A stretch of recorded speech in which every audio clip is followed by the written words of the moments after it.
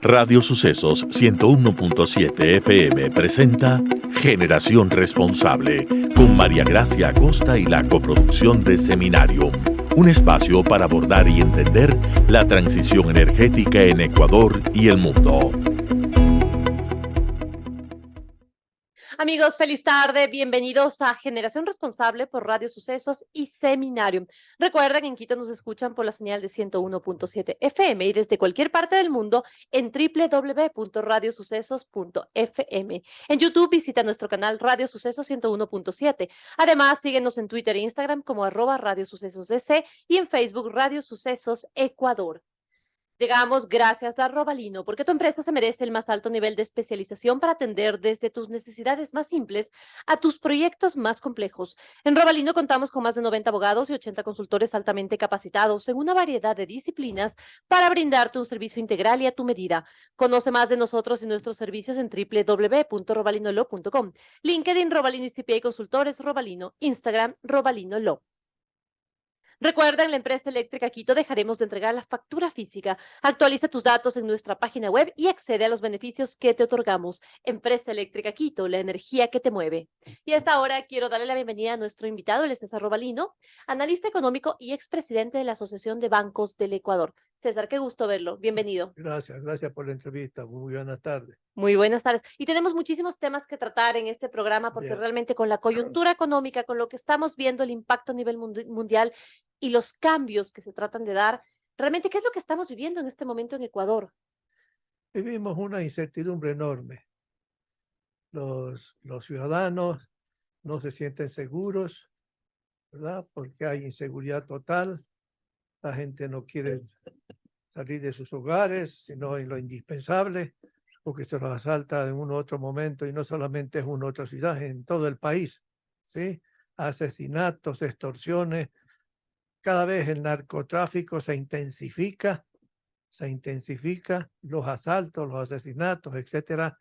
Entonces toda la gente se siente insegura y pide al gobierno una mano realmente dura para controlar estos fenómenos, ¿sí? Y naturalmente, pues los agentes económicos también se sienten con una gran incertidumbre porque no saben qué es lo que va a pasar, con qué gobierno y presidente nos vamos a enfrentar dentro de poco.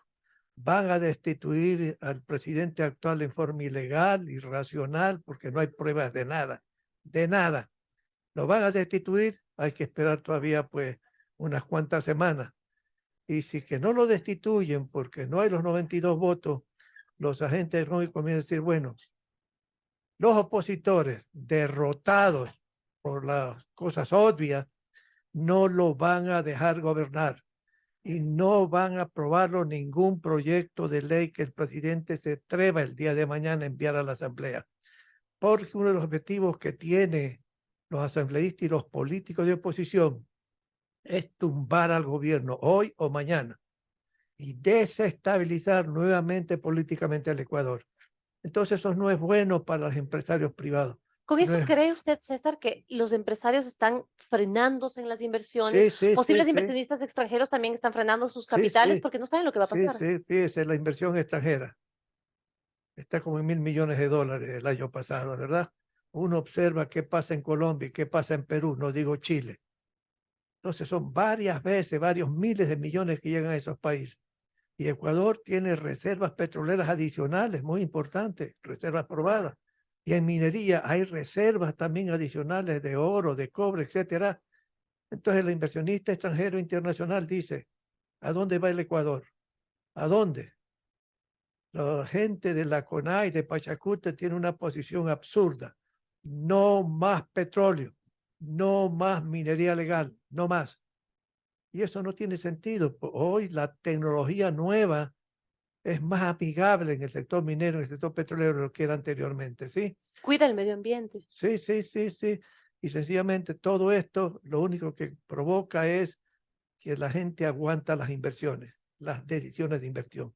Por eso no significa que no hay $1 de inversión. Por supuesto que sí, pero no hay el torrente de inversión para que la economía crezca, para que la economía pueda producir más empleos adecuados. O sea, adecuado significa trabajar 40 horas a la semana, ganando por lo menos pues el salario mínimo vital. Y aquí le digo, imagínense en la Asamblea, está progresando la aprobación de un proyecto de ley de reformas laborales que implican más costos. ¿Con qué tipo de propuestas, por ejemplo? Veía que entre lo propuesto en este proyecto dice ampliar o ser equitativo con lo que dicen la LOCEP para el sector público, que es que no tengan únicamente 15 días, sino 30 días de vacaciones. Claro, ¿Eso es parte de lo que estaría afectando? claro, sí, definitivamente, porque eso implica encarecer la mano de obra. La mano de obra en el Ecuador ya es cara, cara. Cuando uno observa y compara en dólares por hora de trabajo, en México, por ejemplo, es la mitad, o en otros países. Ecuador es caro en términos de mano de obra. Entonces uno dice, bueno, políticos, traten de comprender cómo los empresarios privados están luchando para mantenerse por una estructura de costos alta, ¿sí? Los exportadores luchan para competir en el mercado internacional, por ejemplo, y le asignan más cargas desde el punto de vista laboral. Y los empresarios privados tienen que defenderse de la competencia internacional. Entonces, cada vez que a los políticos se les ocurre aumentar sueldos sin bases técnicas, o en este caso, pues, una serie de ventajas más para los trabajadores en el sector privado, como dar vacaciones de 15 a 30 días, ¿qué es lo que hace? Aumentar el costo laboral, no hay remedio, aumentar el costo. Y eso le significa al empresario tratar de buscar otra forma de compensar esa subida de costos en términos laborales. Entonces, nada raro sería que si entra en vigencia eso y que yo espero que el gobierno el día de mañana le ponga el veto Tiene total, poder de veto sí, finalmente. Hay que esperar primero que la suponiendo, Asamblea lo apruebe, va a ver claro, qué y términos después de sale. eso vemos, pero, pero eso también le da un mensaje. ¿Por qué no coordinan estas cosas con el gobierno nacional? ¿Por qué no coordinan para escuchar al gobierno, para decirles, véame amigo, lo que uno está preocupado es por crear empleo adecuado para combatir la pobreza, el subempleo, el empleo informal, etcétera, etcétera, etcétera? Porque parte del desempleo, el desempleo es un factor que un momento dado le hace a la gente y a los jóvenes especialmente a dedicarse a unas actividades ilegales. Porque la gente, querida amiga, tiene que comer todos los días, pues. Así es. Todos los días tiene que comer. Eso tendrá que ver inclusive en las cifras que tenemos en este momento de aumento de la inseguridad que realmente Sí, son preocupantes. definitivamente, sí, sí, La falta de oportunidades, la falta sí, de sí, empleo, la falta de inversión en lo público. sí, sí, sí. Y las desigualdades sociales. Esta sociedad no es la única en América Latina y en el mundo. Socialmente, financieramente, hay una desigualdad, que eso también hay que combatirle con medidas económicas adecuadas, ¿sí? No es tampoco decir, bueno, le quito al rico para darle al pobre, tampoco eso no camina. Entonces le digo, esa es una prueba de que sencillamente no hay colaboración de la Asamblea Nacional. Yo jamás en la experiencia que tengo, de que he sido ministro de Estado y he estado en juicios políticos también que me han seguido, ¿verdad? Yo digo, es la primera vez que veo tanto odio, tanta crisis desde el punto de vista político. ¿Por qué quieren, por ejemplo, votar al presidente Lazo? Al presidente Lazo. Si no hay pruebas, no hay pruebas de lo que lo acusan a él. No hay pruebas, no hay pruebas. ¿Por qué? ¿No le gusta por haber sido banquero? ¿Por qué? Entonces, sencillamente hay una irracionalidad de la clase política. Irracionalidad. Ahí Y es, ahí es cuando quisiera hacer una pausa para preguntarle qué es lo que sería ideal, porque finalmente todos estamos esperando que el país mejore, que la situación económica mejore, erradicar la inseguridad que nos afecta absolutamente a todo nivel. Pero si únicamente jalamos, o desde la parte de los políticos jalan el agua a sus molinos y tratan de que a quien esté al mando, a quien esté en el poder le vaya mal, al país le va mal y finalmente el país que recibirás va a estar mal si es que sí, llegas sí, al poder. ¿Qué es lo fíjese, que se tiene que hacer? ¿Qué tipo fíjese, de consenso? fíjese, yo digo, un acuerdo nacional entre varias fuerzas políticas y empresariales como sindicales, un acuerdo nacional en que se ponen de acuerdo 6 puntos básicos, ¿verdad? Uno de ellos es, pues, combatir todos los opositores ahora como no los opositores contra la inseguridad y contra el narcotráfico. Otro tema es el tema de crear empleo. Entonces la pregunta es ideal un acuerdo nacional. Un acuerdo nacional que no debe durar pues 2 años de este gobierno, sino un acuerdo nacional para los próximos 20 años. Entonces la pregunta es, siendo ideal una propuesta de esa naturaleza, o como alguna gente llama reconciliación nacional, la pregunta es, ¿hay las condiciones políticas para hacer eso?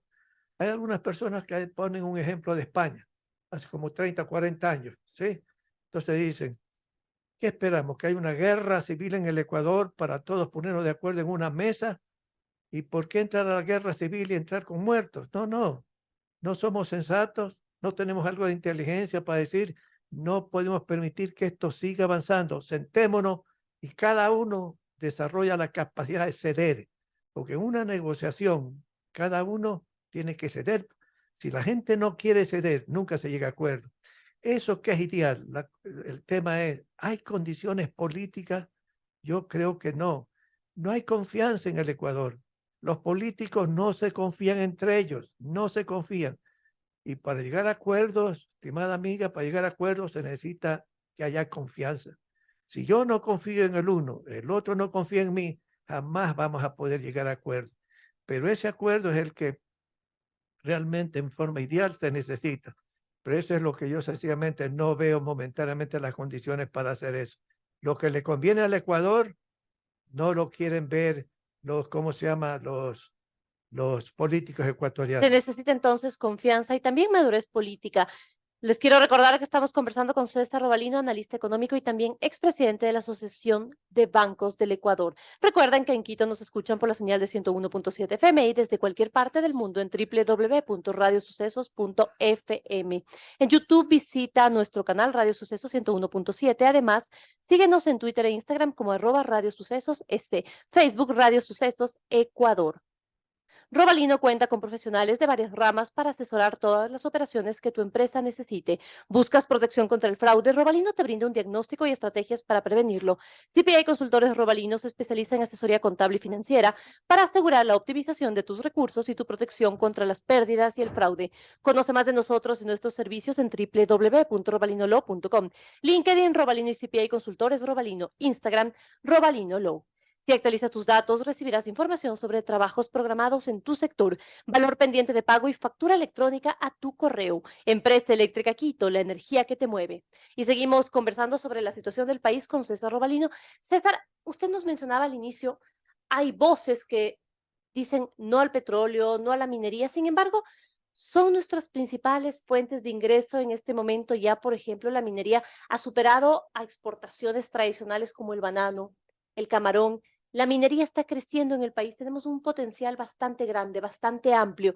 ¿Qué hacer entonces también para poder aceptar y reconocer que los recursos vienen de este tipo de fuentes que además promueven la transición energética, que cada vez cuidemos el planeta a través de la utilización de estos minerales?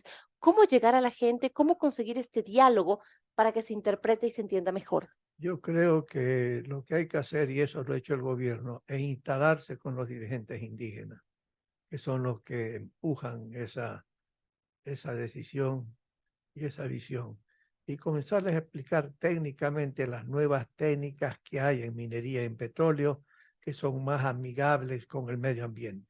Uno. Dos, decir, muy bien, pongámonos de acuerdo en la forma de regular.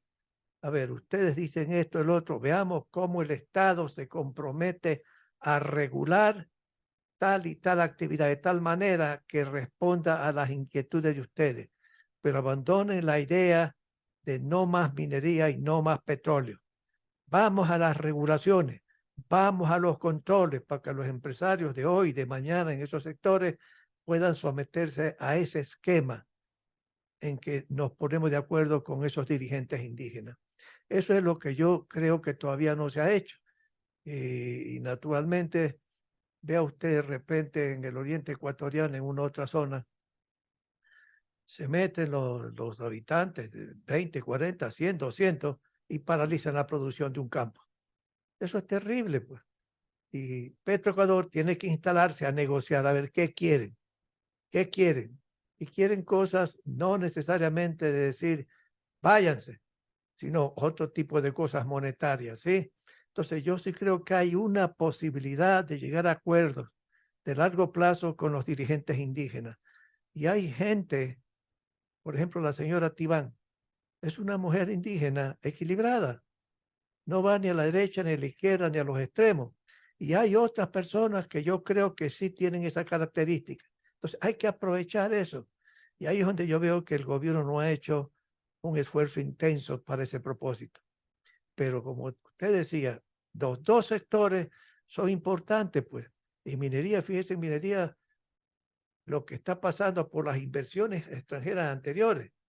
Entonces, y eso va a seguir progresando, va a seguir progresando. Uno dice, vean, señores indígenas, les voy a mostrar los resultados de Chile, de Perú, de Colombia. Estas son las técnicas que utilizan, que son amigables al medio ambiente. Conversemos y pongámonos de acuerdo en eso.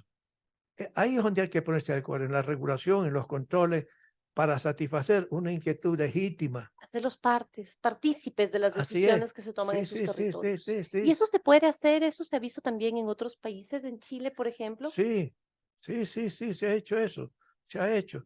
Aquí falta que el gobierno, o a lo mejor no hay negociadores con habilidades, porque no cualquier persona se pone pues en una mesa a conversar con los indígenas. Tiene que tener ciertas habilidades pues para poder negociar, conversar con ellos y convencerlos. Pero yo sí creo que es posible, hay que hacer ese esfuerzo adicional. Naturalmente que si uno se sienta solamente con el señor Isa, no llega a ningún acuerdo, porque el señor tiene un objetivo de otro tipo. Bueno, no se olvide lo que el libro que ha escrito el señor, que es llevar al Ecuador a un comunismo indigenista. Eso no tiene sentido, pues no, no tiene sentido. Pero hay otros líderes que sí creo que es posible llegar a acuerdo, ¿sí? Hay que hacerlo y hay que hacerlo, ¿sí? Ahora, actualmente también hay otro factor que de repente pues la gente teme. Ecuador es una sociedad de confrontación, es una sociedad de conflictos, tradicionalmente. Cuando uno ve la historia política del Ecuador, y el doctor Osvaldo Hurtado nos ha recordado a través de sus libros, uno comienza a observar cómo votaron al uno, votaron al otro la presidencia, asesinaron al uno, asesinaron al otro. Todo es conflictividad, ¿sí? Entonces uno dice, los políticos son los que tienen una tarea, ¿sí? Pero no están haciendo bien su trabajo, no están haciendo. Y están más viendo, destruyendo la política. La política es necesaria y los políticos son necesarios. Pero el punto es qué tipo de políticos. Y hoy por hoy tenemos una serie de personas que uno dice, con esta señora, con este señor no voy ni a la esquina, ¿no? Entonces hay que corregir, por ejemplo, en ese tema. ¿Cómo es posible que haya 100, 150 partidos y agrupaciones políticas? No tiene sentido. No, se amplió demasiado y se facilitó mucho la formación de Claro, partidos, de sí, movimientos políticos. sí. Y ahora lo que hay es que en las elecciones municipales, ¿quiénes ganaron? Creo que solamente dos personas en dos alcaldías ganaron con más del 50%. Estamos siendo gobernados en las ciudades por las minorías, 20, 30%. ¿Sí? Y eso es legítimo, es legal, pero no es legítimo. Entonces tenemos que hacer una reforma política intensa. Realmente lo que hay que hacer con el país es muy amplio, muy grande y se necesita carácter, se Sí, necesita sí, sí, sí. lograr controlar a las diferentes fuerzas y tener la capacidad de hacerlo entonces. Sí, sí, sí, sí, sí, definitivamente. Pero le agrego, se necesita un gobierno fuerte. No estoy diciendo una dictadura. Aunque lo que llama la atención es que, por ejemplo, si revisamos ciertos estudios a nivel latinoamericano, lo que estamos viendo es que la gente quiere regímenes que se alejan un Fuerte, poco fuerte, de la fuerte, democracia, autoritarios, fuerte. autócratas, fuertes, Claro. que te llama la atención que se vayan más bien hacia el lado, no necesariamente una dictadura como la hemos conocido en nuestros países, pero sí alejado de la democracia, y eso también tiene que preocuparnos como sociedad. Claro, pero Ecuador, y somos ecuatorianos los dos, Ecuador necesita realmente una orientación de largo plazo de personas con experiencia y con la voluntad política de llevar a cabo ciertos objetivos, pero con fuerza, porque digamos, si usted va al gobierno y usted no hace alianzas legítimas, no alianzas ilegítimas, porque a veces de repente pues se hacen unos pactos totalmente inconvenientes, como por ejemplo, ¿cómo puede usted llegar a acuerdos con los señores de UNE? ¿Qué es lo que quieren los señores de UNE? La impunidad total. Y eso no se puede permitir, pues no. Pero yo recuerdo en la historia ecuatoriana, no muy reciente, cuando Rodrigo Borja fue presidente del Ecuador. Los 2 primeros años fueron de tranquilidad y estabilidad política. Hizo la alianza ¿con quién? Con la democracia popular. Y ahí se pusieron de acuerdo en un programa de gobierno, en un programa. Y eso es lo que hay que hacer en el Ecuador. Pues en ese entonces se hizo, hubo éxito, hubo paz política, etcétera, pero luego la democracia popular, por una serie de dirigentes, dijeron esto no nos conviene porque vamos ya mismo a elecciones, así que nos separamos. Y comenzaron a ver en la segunda etapa de Rodrigo Borja una serie de complicaciones políticas. Pero ese es un ejemplo que sí es posible con gente seria, políticos serios, porque hoy por hoy cuando uno comienza con nombres, apellidos de políticos en la asamblea, uno dice es una monstruosidad, pero es la gente la que ha votado, pues, la gente, la gente. Entonces la gente, los jóvenes tienen que entender, también hay que saber seleccionar a los representantes. No se puede llevar al poder a pícaros, no se puede, no se puede, ¿no? Y es un mal ejemplo, pues, ir al gobierno pues, para beneficiarse uno personalmente con el bolsillo de uno. Tenemos que No, no hacer es, entonces un mea culpa también de cómo estamos formando a nuestros jóvenes alejados de la política, porque cada vez escuchas a más gente decir, no, la política no me interesa, sin claro, asumir el rol político que claro. todos y cada uno de nosotros tenemos. Claro, porque los políticos están desprestigiando la política. Tal Y cual. eso realmente es negativo. La política, vuelvo a repetir, es necesaria y los políticos también. Pero claro, no se puede practicar la política como la practican en el Ecuador. Esta es una tierra de salvajes totales y absolutos, ¿sí? César, me ha dado mucho gusto conversar con usted y escuchar los criterios que tiene y analizar lo que está pasando en el país, que realmente sí es un llamado de atención para todos y cada uno de nosotros para mejorar nuestro accionar en la vida pública, en la vida privada y también escoger mejor a nuestros políticos, que de eso dependerá que dejemos un mejor país para nuestros hijos, para nuestros nietos, para quienes vengan. Muchísimas gracias por su No, tiempo. gracias a usted, muy amable. Buenas Gracias tardes. a César Robalino. Quiero recordarles que en Quito nos escuchan por la señal de 101.7 FM y desde cualquier parte del mundo en www.radiosucesos.fm. En YouTube visita nuestro canal Radio Sucesos 101.7. Además, síguenos en Twitter e Instagram como @radiosucesos, Facebook Radio Sucesos Ecuador. Y recuerden, Robalino te brinda una variedad de servicios incluyendo asesoría contable, financiera, consultoría para tu cumplimiento tributario y acompañamiento legal a nivel nacional e internacional. Nuestros servicios de CPA y consultores Robalino y nuestra línea de Business Process Outsourcing están hechos para darte el acompañamiento que necesitas. Conoce más de nosotros y nuestros servicios en www.robalinolaw.com. LinkedIn Robalino y CPA y consultores Robalino. Instagram Robalino Law. Recibe en tu celular información sobre el servicio eléctrico. Actualiza tus datos en nuestra página web o en agencias de atención al cliente. Empresa Eléctrica Quito, la energía que te mueve. Y aquí concluimos Generación Responsable. Gracias siempre por su compañía. Nos vemos y nos escuchamos la próxima semana. Una feliz tarde para todos.